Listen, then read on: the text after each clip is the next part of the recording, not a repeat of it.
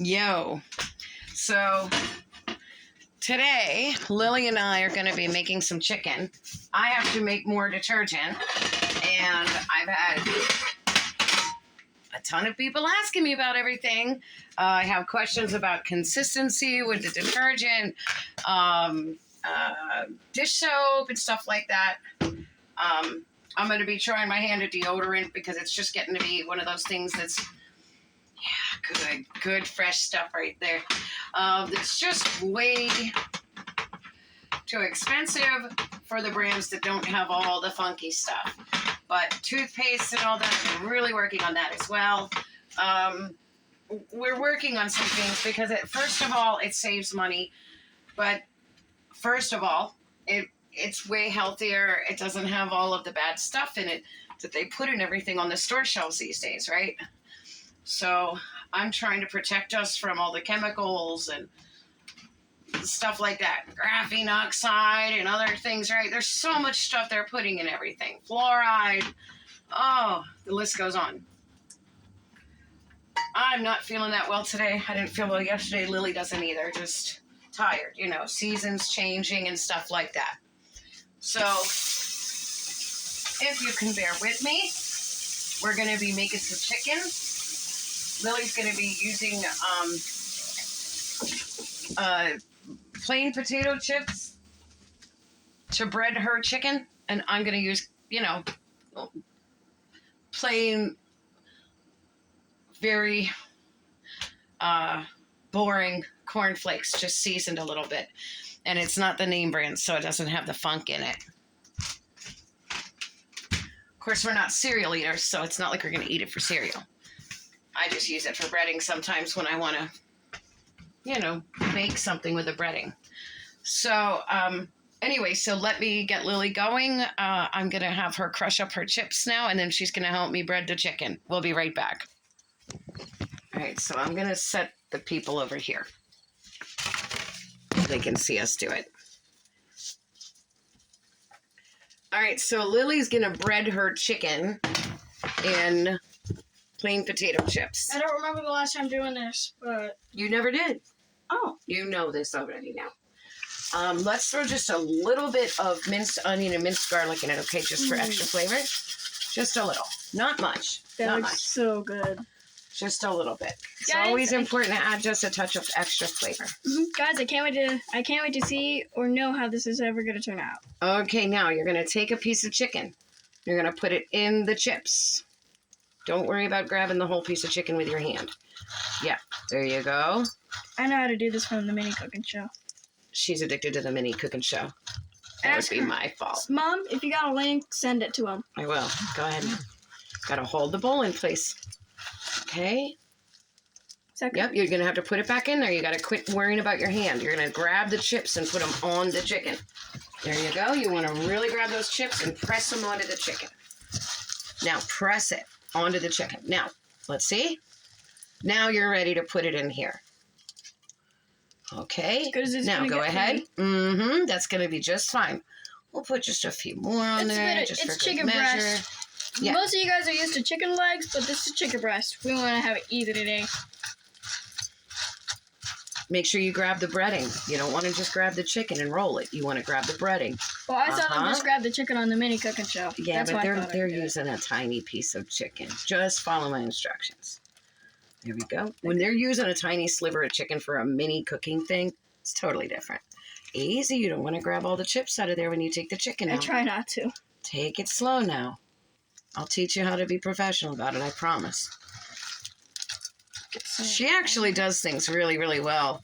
She's got a lot of success under her belt when it comes to cooking, especially with new recipes. Like, she taught me how to make a fried egg with avocado. Yeah. All right. Let's see. All right. Perfect. Bring it over and put it right there.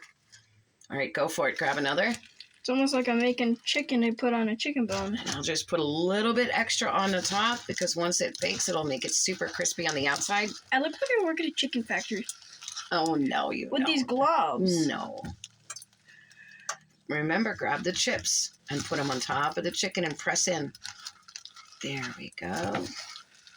It smells like Okay. Now, careful. Make sure you don't have a bunch of chips in your hand. All right. Perfect, babe. Perfect. It smells like KFC in here. Ew. Actually, no, because KFC uses human meat now. So, no, it doesn't. It smells like a good home kitchen. Well, it used to. Yeah. All right. Go ahead. Sorry. Got a couple more pieces.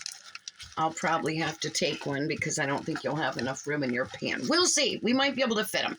Let me turn these kind of at an angle. I forgot they're doing that. Yeah. Well, that's why we don't eat anywhere out. We don't eat fast food at all in any way, shape, or form. Amen? Mm-hmm. All right. Let's see how it looks. There's a lot of chips. Woo. All right. Let me help you. Move your hand. Hold on. All right, there we go. That's ready. Nice flop of chicken. Okay, I got a whole and ton of chicken jokes. Why did the chicken cross the road? Why? To get some chicken feed. Okay, goofball. It's a new one. All right, hold on. There's not going to be enough for that. That's okay. We'll use my breading, okay? That's okay. You got plenty right here, believe me. I made sure to cut these up in good-sized chunks. Okay, let me just make sure these guys have enough. With the chicken like that, it's just so squishy. Yeah. Squishy chicken. All right, can you please... That's another reason I'm glad. Put them in my breading now. Finish breading them in mine, and I will make room over here. She's going to try to make, what are you going to try to make with those onions? What are you talking about? Oh, I don't know. Baked onion rings. We'll see. I've never done it before using the what do you call it? Oh my gosh, my brain. Cornflakes. So we'll give it a try. Why not? What have you done it with? Where do you want me to put these after they're done? Right in the clear spot. We're gonna put it right up there. And I'm gonna pause this for a minute. All right, so I already had the oven on, and now I'm just doing a crazy experiment with the onions. These are probably not going to hold the breading. I really don't care. Since I've discovered that my beloved tomatoes and potatoes and bell peppers, my nightshades, that I think are everybody's regular staples on their menu every week in their house, are one of the main culprits behind those migraines I was getting constantly. I have to find alternatives. So not every experiment is going to be a masterpiece. And I really don't care. I just wanted to finish using the breading and do something with the onions that Lily and I could both, enjoy having some kind of veggies just for fun. So I'm going to stick them in there. Now these are Lily's chicken. It's the potato chip breaded chicken. So not only because of the sodium, but because it's potatoes, I cannot have her kind that she's having. And I don't care because she did it. This is her fun experiment that she saw on Mini Cooking Channel. And the fact that she's willing to cook, I applaud her. That's my girl. All my children learn how to cook. All my children will know how to survive. Even my blind one. Amen? And this is my chicken. Yeah. I love my Southern fried chicken. And sometimes it's nice just to have some baked chicken. And I've made it so many different ways. I've been kind of looking for ways that I haven't done in a while. And I thought, well, she's going to do the tater chip breading. I might as well do me a cornflake breading. So while that is cooking, I gave some people my word, because I have to make some detergent anyway, that I was going to do a quick tutorial on it again, because there are some questions about consistency and stuff like that, as well as ingredients and why I choose what I choose. And isn't there a better alternative that is completely toxin-free? Because I use Zote now instead of Fells Naphtha, because Fells Naphtha sold out the Clorox. And ever since they did, it smells like straight freaking gasoline. So I will not use Fells Naphtha anymore. Zote, I use the white Zote, and so it has a mild fragrance. And it's made from like some fats. But I mean, I'm telling you, this is not toxic. Because if you think about it, you're using 1.5 bars for a 5-gallon bucket. I mean, you're probably taking in maybe a microgram of the fragrance. The fats are not that toxic, believe me. They're not even toxic. It's fats that they use to make the soap. It's really not bad for you. And the fragrance is so mild, and a lot of them have fragrance, and that one has been the same recipe, the same ingredients for Zote as they were when my grandparents were making their own detergent way back in the day. And that's the recipe that I use. It was Fel's Naphtha, but they also used Zote for a whitening detergent. Well, I just use Zote for all of it now because Fel's Naphtha is our sellouts. Like, I won't use Bragg's cider vinegar or products anymore because they done sold out too. And who else? So many of them. I do still have Arm & Hammer washing soda and baking soda, some in stock, but that was from before they sold out the Clorox too. So I'll be buying a different brand. I'll be buying a more organic one that I can afford. So here's the thing. You have to also remember that a lot of us are working on very meager budgets, because it's funny when I start getting shredded on certain platforms and in certain groups in the comments by people saying, but it's supposed to be completely toxin-free, completely toxin-free. No more, no, you can't say that because it's not completely toxin-free. Oh. A mild fragrance is not toxic in a 5-gallon bucket. So, especially when, we've been using it for decades.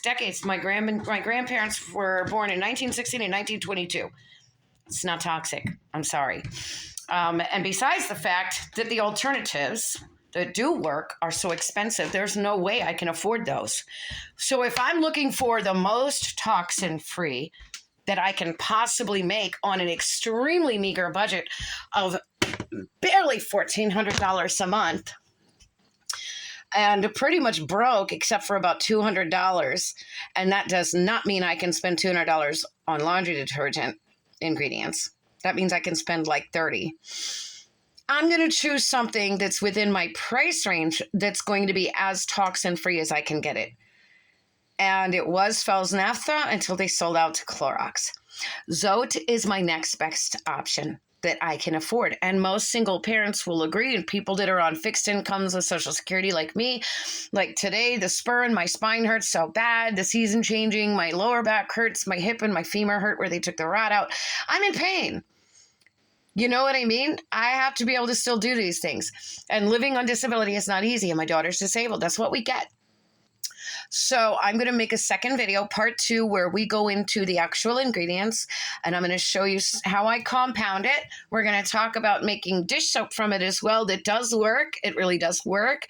It really is good at cutting grease. I use it. Obviously, I have some right here. It doesn't suds up like the store stuff, but it certainly works just fine. It's watery, yes. It's not going to be as thick as the store-bought where they have all these mass machines and special. And also, by the way, if they're going to sell it on store shelves, if you can buy it in an actual store, let me explain something to you. You can't sell your product, no matter how natural and raw and organic you try to claim it is, on store shelves like Walmart, Giant, Aldi, unless you put in the FDA, quote unquote, FDA approved chemicals, right? And preservatives. So I don't care how natural they claim it is, it's not. And what I have found works for my special needs child who is albino, that has extremely hypersensitive skin and eyes and respiratory, is Zote is safe. The Fel's Naphtha, when they sold out, not only does it smell like gasoline, but it does a number on her skin and her respiratory system. It causes respiratory distress. I'm sorry. And even the Dr. Bonner's Castile soap bars do not have the same compound effect. So if you really can afford to go more expensive with a product to be able to make your detergent, then have at it. But I am here to give recipes that are not only truly old school, and by the way, these newfangled ones where they're trying to say use baking soda, Epsom salts, and sea salt, that's ruining the whole chemical compound and making it not only so watery, but also it's not going to do the same job. The baking soda is going to ruin it. It's not going to break down right. And it's going to leave white stuff all over your clothes like speckles. And it's going to be caught up in it and make you itch. And it might even burn your skin. And the Epsom salts and sea salt does nothing either, but leave residue and messes up the entire coagulation process of the soap. So we're going to go over that. When I start to make the soap, I'm going to stop here and I'm going to post this video. And once it's posted, I will be able to do part 2. Stay tuned, guys.